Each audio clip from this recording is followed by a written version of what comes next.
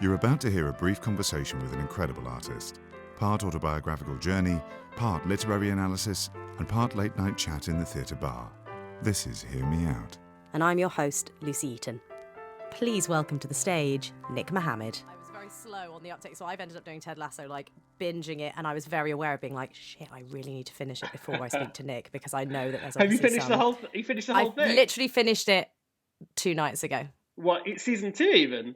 Yeah. Wow, you really binged Not in one night, but as in I can't think when I started, maybe a month ago or something, but I was really aware of seeing everything on your Twitter when I was right at the beginning of season 2 and I screenshot that tweet you did about Nate. I screenshot it because I thought, don't want to read this, but definitely want to read it later, when I know what's going on.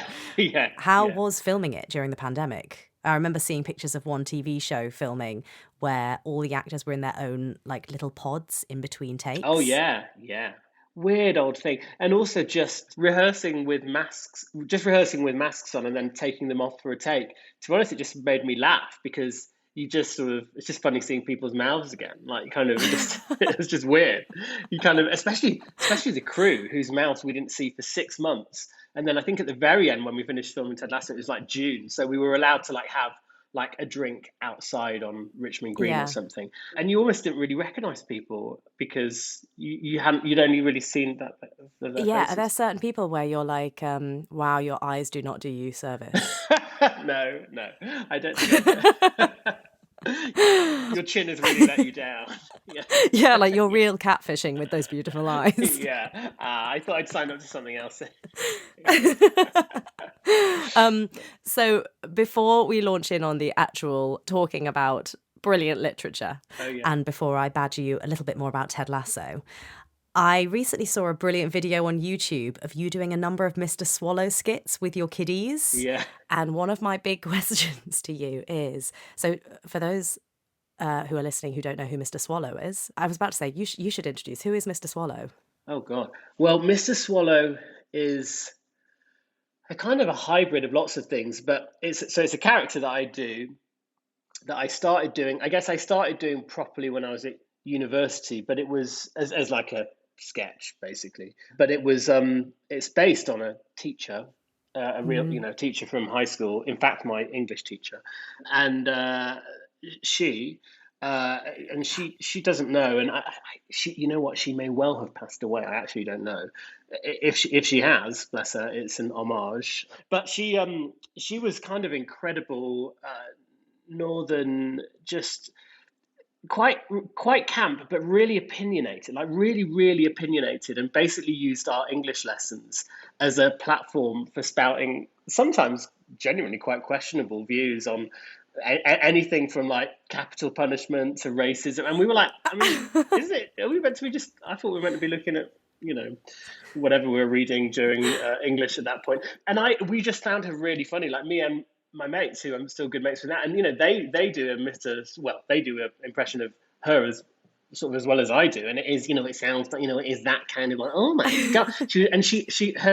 Her kind of reaction to sort of everything was as if she'd been heckled. She'd be like, why do you think that? She'd sort of really have a go. She'd have a go at you for the smallest things. And so I used to kind of, try and make my mates laugh by doing impressions of her. And then it kind of became a bit of a persona that I used to do on stage. And then increasingly, I used to do quite a lot of multi-character stuff, but then increasingly that just became the thing that, went down the best out of the stuff I was doing. So I just ended up doing entire shows based on Mr. Swallow. But yeah, in terms of the sort of fictional creation, he's like this sort of sort of a jack of all trades, master of none. I mean, he tries his hand at everything. I mean, he's sort of he's an actor, entertainer, sort of motivational speaker. He's all these things that kind of put him on a platform, but he's just not really good at any of those, and he just is very easily distracted, and he's an absolute lunatic. Yeah. I just absolutely love him. And I still have such fond memories of seeing, maybe it was the first Edinburgh show you did where you decided to just do entirely Mr. Swallow. Yeah. And just crying, breathless with laughter in the corner because he really tickles me. It's very daft. It's very daft. Do your children know who Mr. Swallow is? Like, is Mr. Swallow an alter ego that, like, when you flip into it, the kids are like, yay, Mr. Swallow. Yeah, they are now. Yeah, I think before they were like, why is Daddy doing a weird... Like, it started off as like, oh, Daddy's doing a weird voice. But now I think they get it because they've seen so many videos. The thing that I actually quite like about Mr. Swallow, and more recently I've kind of noticed this, doing it live. Well, I guess not recently because of the pandemic, but I think the last full live show was in 2018. But that it would attract like a real range of... Kids would come and, like, you know, adults would, you know, there were kind of family shows, really, save the odd bit of bad language. It was all quite safe. It was just quite fun. You could hear kids laughing at different things to what grown-ups were laughing at. And that's always quite just quite fun to play I always think that with shows, when you get certain theatres do these things where they have like schools performances, you know, or performances where they've obviously given away a whole load of tickets to certain schools, and the show just changes completely when you're somewhat like when I did a show at the Donmar. It's like when normally the age range is maybe a little bit older than it should be, like more young people should be going to the theatre, and then suddenly you get a school in and the play just reads completely differently. It's exciting. No, I love that. It's always quite fun. So, on to plays. Good little segue there. Yeah, very nice.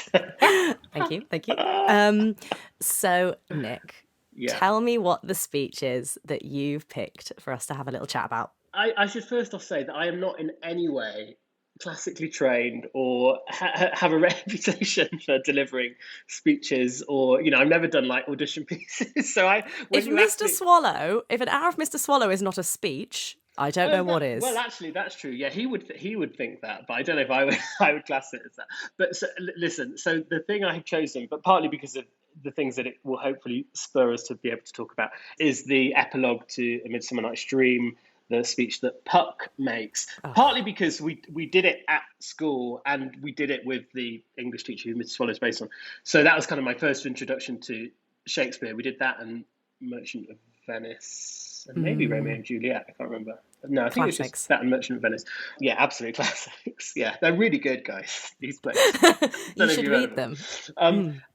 And also, so I did my undergraduate at Durham and then did postgraduate at Cambridge, which is sort of where I guess I started doing comedy with like Footlights and things. But I was still passionate about comedy at Durham, but I'd auditioned for the Durham Review, which is sort of, you know, the sketch group there, and had not got in. So I was sort of not a frustrated sort of comedy performer. I was still doing quite a lot of magic at the time, but I did a few plays, and the one that I did where I didn't have just a tiny part in was A Midsummer Night's Dream, and I was playing Puck, and it was honestly like if you imagine the most cliched student production of Shakespeare imaginable, then I mean this will surpass all those expectations. The Pin do a very good sketch about this, or they used to, which was where they would sort of send up, I guess, a student production of a Shakespeare, and the kind of the bass note being that every single line was made into some kind of innuendo, even if it was like,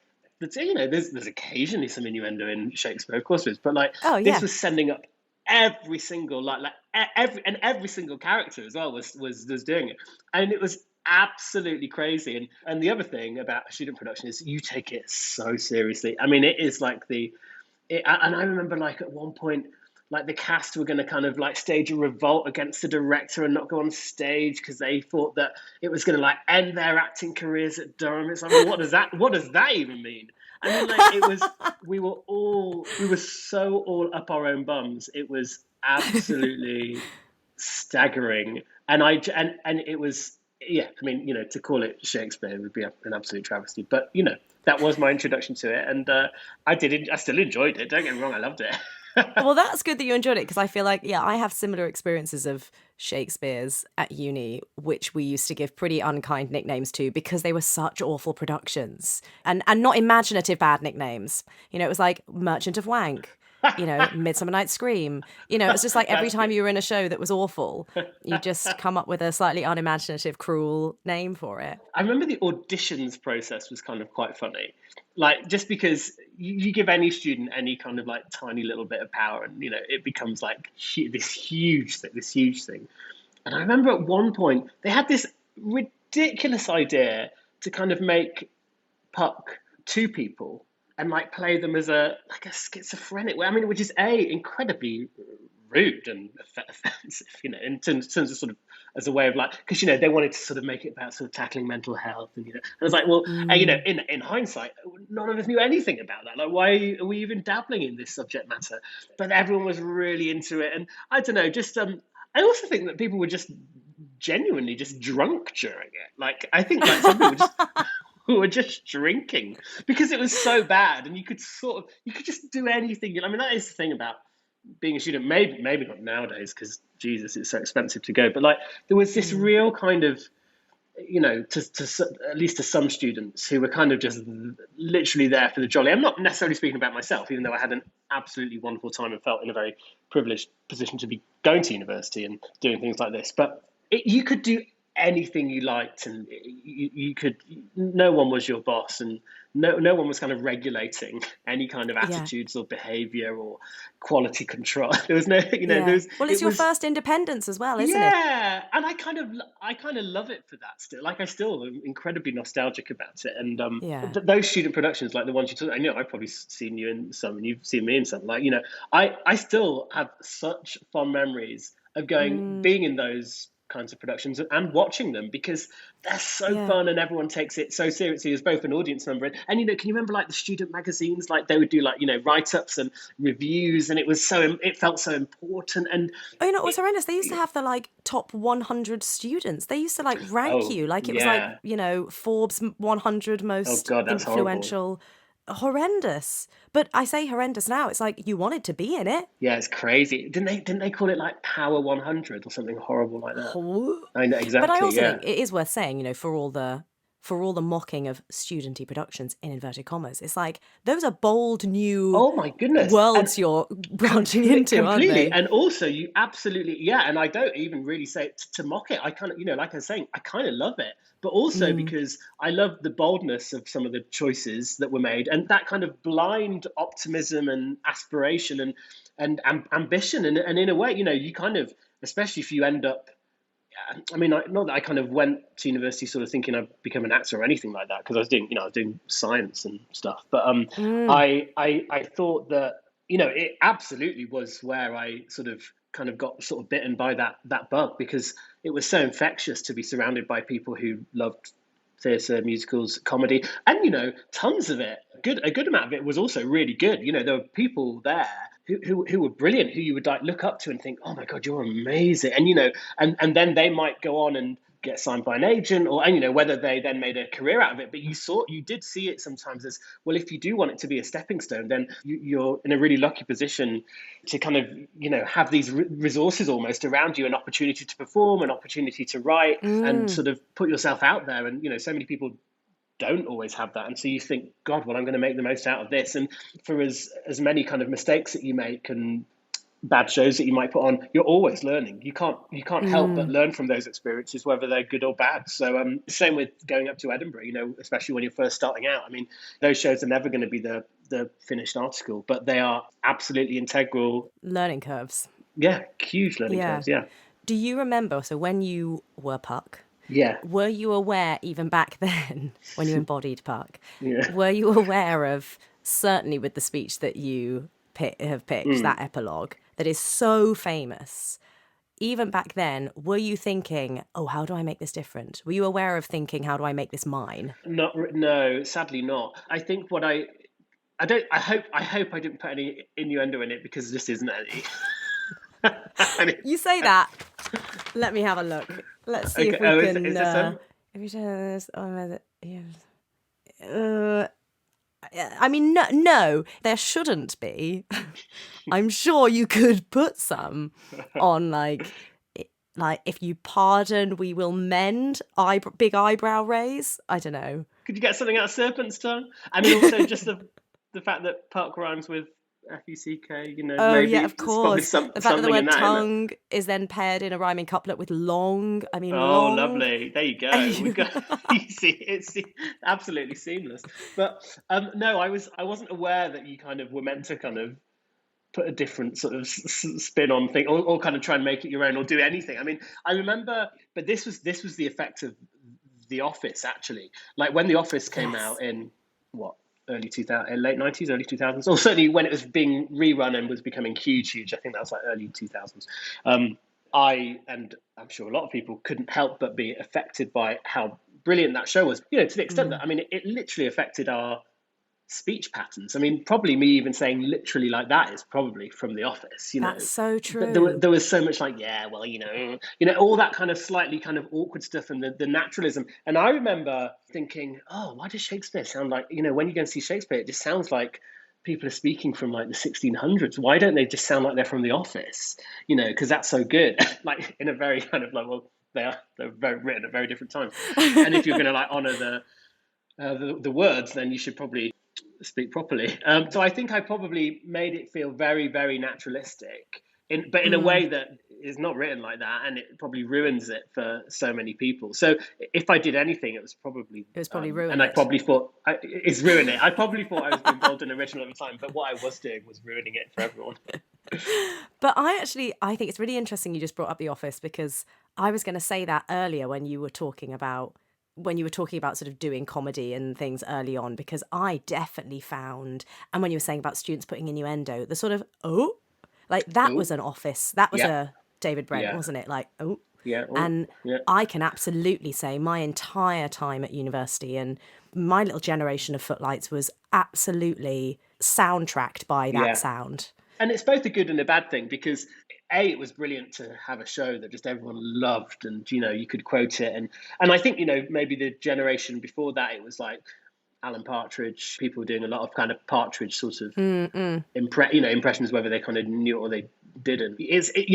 I mean, The Office is still so influential. I mean, but you just hear it, and it was so easy to imitate in a way, because it was it was natural, but it was absolutely infectious. And I remember being conscious of the fact that I was doing it on stage, and then proactively trying to fight against it, which is partly why it was a lot, because I was doing kind of more kind of character stuff and doing accents and stupid voices and stuff. It was easier to kind of fight against it. But I remember you can speak, you speak to like Simon Bird, Joe Thomas, Johnny Sweet, Teeny Ghosh, we were all, I mean, we spoke to each other as if we were from the office, even as friends on the phone. That's how we would speak to each other.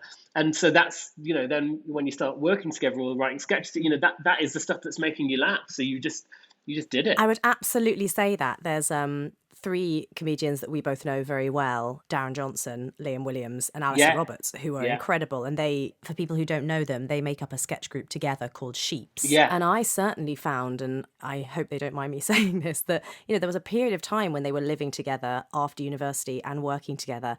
And it was almost hard. Like, I enormously respect and love all those boys. I think they're amazing. But I would say there was a period where I'd find it hard to have a conversation with them, because because they were living together and working together. That thing you were talking about like the Office style of talking had become so exacerbated under the situation in which they were just always talking to each other in that way, that it became just totally unnatural. It's interesting what you say about it was so naturalistic, which it was, but it was like it became this heightened weird version of itself that I almost didn't know how to interact with. It's whether you're being ironic or not, isn't it? Like whether you acknowledge the fact that you are doing an impression of a TV show.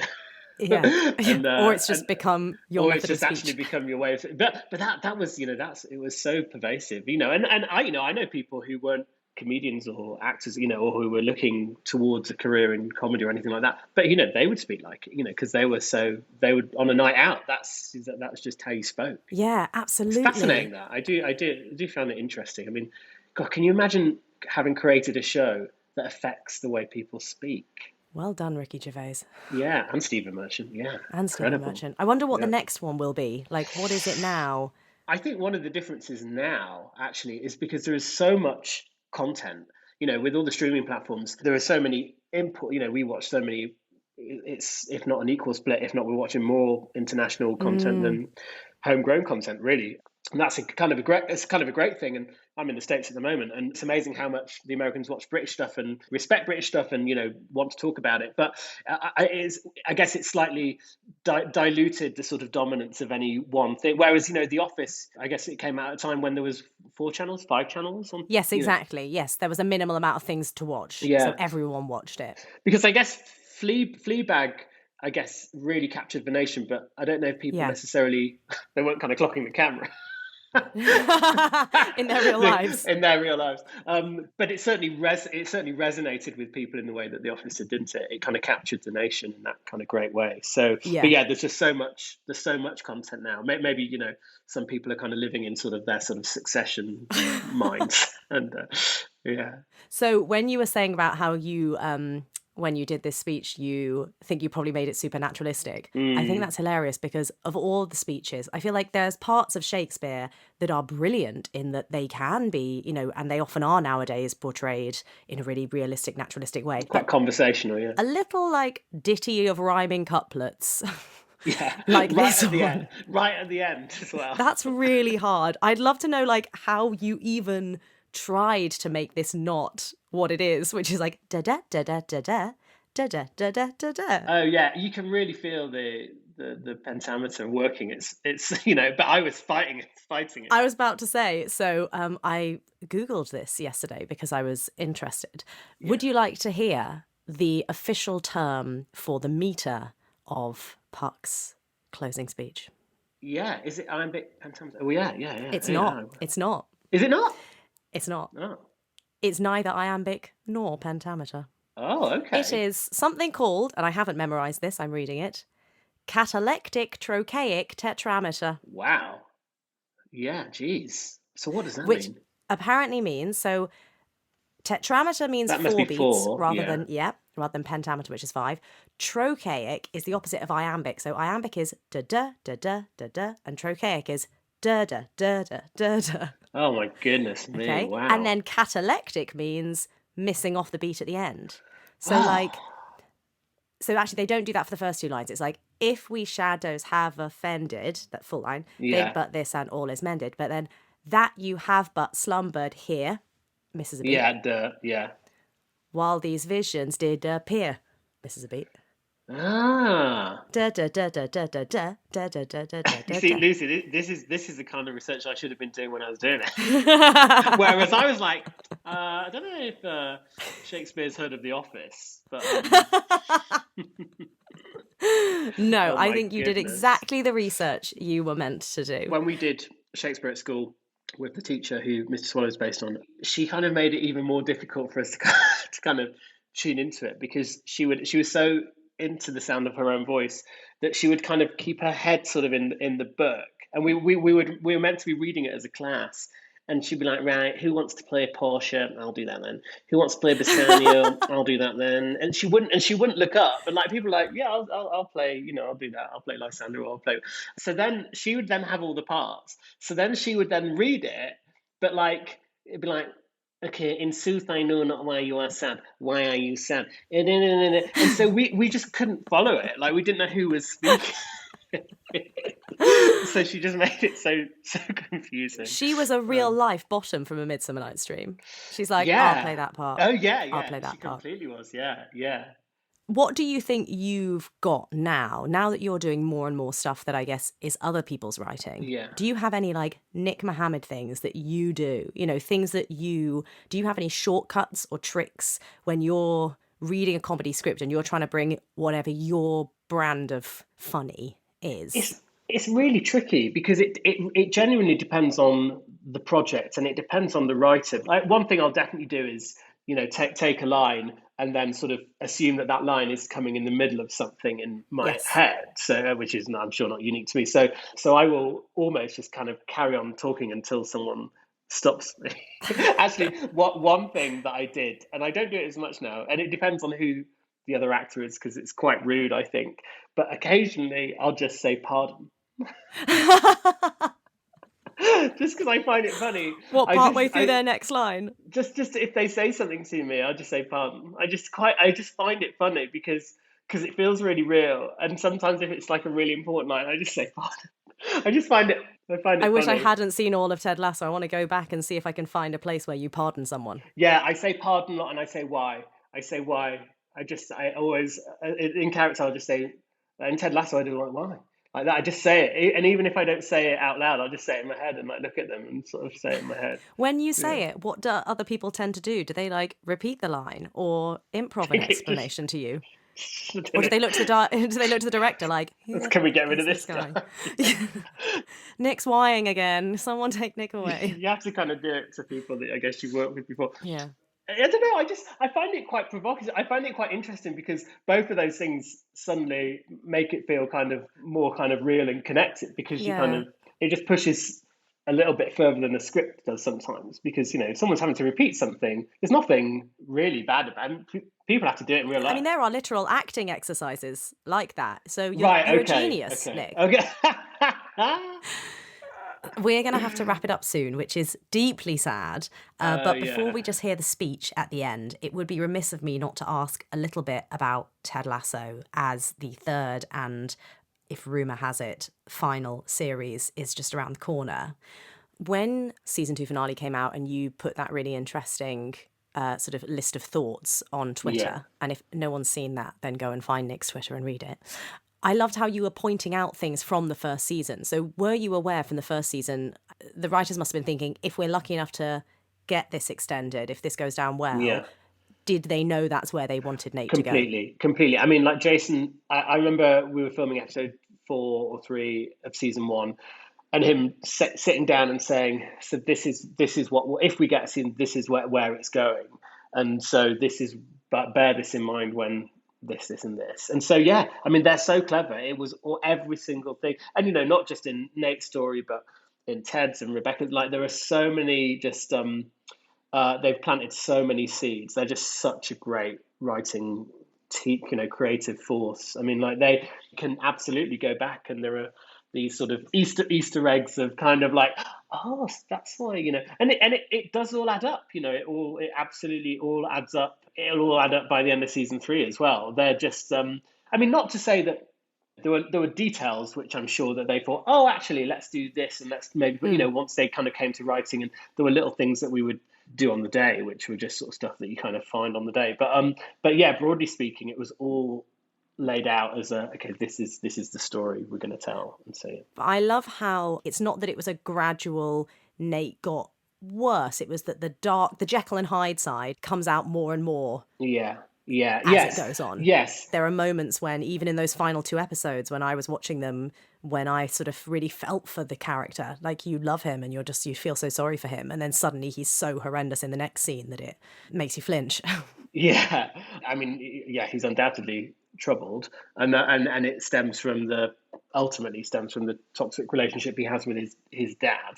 But yeah, I think in season 2, it was, I think it's the same guy as in season 1. It's just now he's been given a little bit of responsibility. He's scrolling through Twitter because he's got a little bit of fame and ego, it's sort of going to his head. And those things, and you see it in real life in this industry as well as I'm sure real life sort of sports stuff. But people getting a little bit of fame and suddenly aspects of their personality, which were kind of there, but were kind of sort of balanced by others, nicer aspects, suddenly flare up, and then it's sadly very easy to see how people like that spiral out of control. Without a strong support network, and that's what I think Nate lacks in season 2. Is Ted has abandoned him. I mean, not deliberately. Ted's got his own stuff going on, but without that leader in front of him, who sort of was effectively his dad figure, he's no longer to guide him. And now that Nate has got a little bit more responsibility and power, he just doesn't really know how to use. He's never been in that position before. He doesn't have a girlfriend, doesn't have a boyfriend, doesn't have friends really. So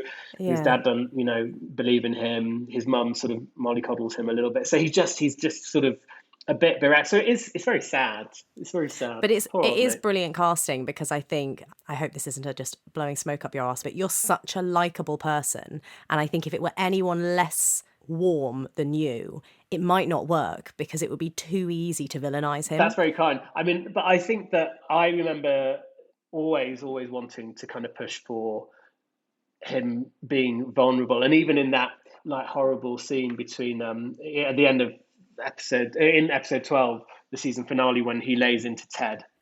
And he's like, he's really like, he's saying you should be back home with your effing son and all that kind of stuff. Like, obviously that's so horrible. But I almost think Nate is more vulnerable than Ted in that moment. Yeah. And again, it's all in the writing because, because they just did they did such a great job in season 1 of making an audience root for an underdog, because we're naturally inclined to it's almost a trope, right? To be like, oh, the underdog does good and he gets promoted, and this is great, and we love that.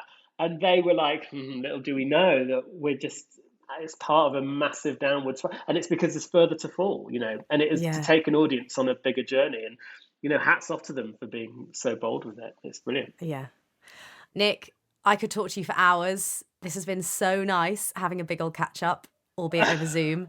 But can you please read us the speech now? Oh my goodness. Perhaps less David Brent and more classic Nick Mohammed. I'll read it. I might not be able to do it in the, what did you call coax? What was that type of pentameter you were saying? Catalectic trochaic tetrameter. Tetrameter, of course. Okay, here we go. If we shadows have offended, think but this, and all is mended, that you have but slumbered here while these visions did appear. And this weak and idle theme, no more yielding but a dream. Gentles, do not reprehend. If you pardon, we will mend. And as I am an honest puck, if we have unearned luck, now to scape the serpent's tongue, we will make amends ere long. Else the puck a liar call. So good night unto you all. Give me your hands if we be friends, and Robin shall restore amends. It is sweet, isn't it?